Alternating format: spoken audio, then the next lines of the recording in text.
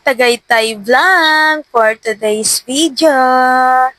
Ayan nga ang mga bading, naglalakad at nagmumuni-muni dahil napaaga po ang aming punta dito sa resort na na-check-in namin. Yan, dito po yan sa Pancho Villa 1 ng Tagaytay. At dahil 2 p.m. pa lang ay nandito na kami, halos lahat po kami naghihintay sa labas dahil ang check-in po namin ay 5 p.m. Dahil dyan, nag-aya na lang si Bading na mag-OOTD check.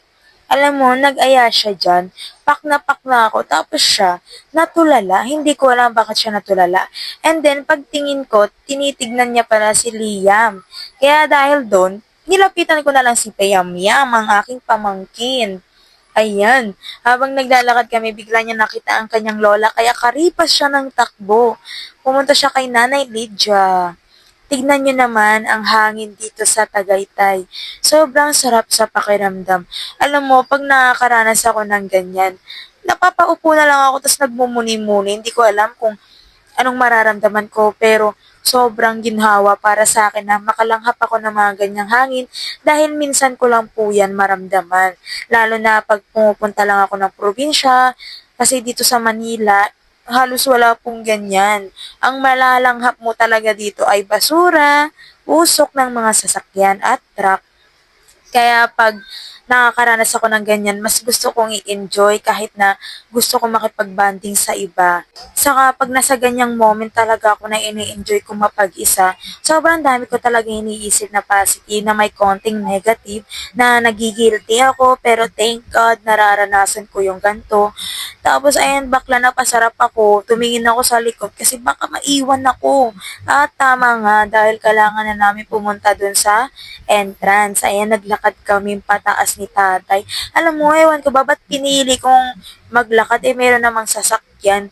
Tapos tunignan ko sa likod, parang mali na yung daanan natin taya. Napasobra tayo. Dahil pagtingin ko nga, yung sinasakyan naming van ay lumiko. Ayun, marorong turn pa talaga tayo tayo. Kaya yung sinundan na namin siya kasi konting kembot na lang malapit na kami sa entrance. Saka mas pinili ko talagang maglakad that time kasi nga sobrang sarap sa pakiramdam ng hangin sa Tagaytay, malamig niyan. Ewan ko, pero yung outfit ko nakasando pa talaga, ang lakas ng loob ko. Kala mo, hindi lamigin tong babaeng to. Tapos ayun na nga, akala ko makakapag-swimming na kami. Sabi ni kuya na naka-blue, doon muna po tayo sa waiting area.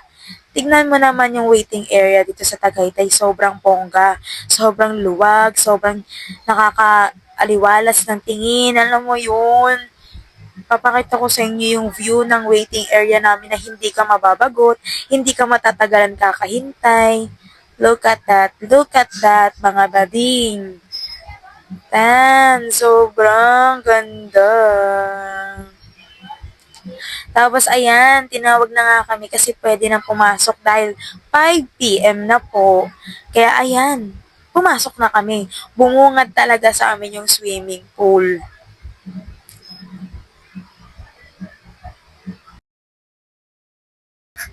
Tapos ayan, yung tatlong tatsulok, mayroon po yung mga kwarto.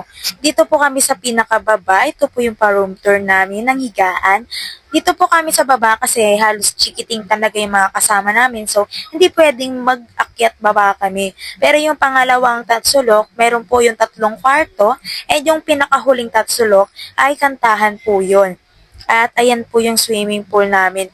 Alam nyo ba, itong swimming pool na to, sobrang ganda niya kasi swak na swak siya sa Tagaytay kasi mainit yung tubig. Hindi siya katulad dito sa atin na malamig pag nagsiswimming ka. Pero dito, mainit na halos lahat ng pores ko sa mukha ay bumuka. As in, kaya hindi ko talaga namalayan na alas 9 o alas 10 na ata ako nakaahon yan. Halos maghapon talaga akong lumangoy kasi hindi ako lalamigin. Alam mo, lalamigin ka lang kapag umalis ka dyan sa pool kasi yung hangin ng Tagaytay sobrang lamig lalo na pag paggabi na. Pero kung nandyan ka lang sa pool, hindi ka as in lalamigin kasi sobrang init talaga ng tubig. Lalo na dito sa mga pambata. Saka kailangan talaga sa mga pambata mas mainit kasi hindi pa kakayanin ng katawan nila na sobrang lalamigin sila. Alam mo, sobrang saya ko na nakakaranas ako ng gantong bonding sa family side ng girlfriend ko kasi minsan lang talaga yung mga gantong moment na magkakasama kayo pero sobrang saya. Kaya thank you kay Ate Beth na pinaparanas niya sa mga family niya yung gantong bonding na meron siya. Kaya ayan, enjoy ang mga chikiting, yung mga matatanda, naging isip bata kasi sobrang saya talaga guys. Tapos ayan, dahil nanginginig na ako sa lamig, natulog na kami. Ito yung sa taas, sa gitna kami natulog kasi dapat sa baba kami, pero dito kami kay nanay tatabi. Mas gusto namin dito. Gusto namin na nakikipagsiksikan kami. Tapos, ayan, nag-good night lang kami and then naglagay na ako ng mouth tape para matulog and then pagising ko, ayan na kagad, nakaayos na kagad ako. Hindi na ako nakapag-vlog kasi guys, sobrang excited na akong lumangoy. Pagising ko, kumain ako, tapos lumangoy na, and then nagbihis. 2:00, paalis na po kami ng resort. Ayan, sumakay na kami sa van. Medyo nagtagal pa kami dyan kasi may mga nangyari na hindi na dapat sabihin. And then, ayan, ang mga kasama ko, si Liam, ang aking pamangkin, at ito pa, si Jaja, si Dulunsoy, at si Ate Maan, ang kanyang mama. Thank you sa Pancho Villas kasi sobrang asikaso po nila sa mga customer. Sobrang linis po ng hotel nila, IST ng resort.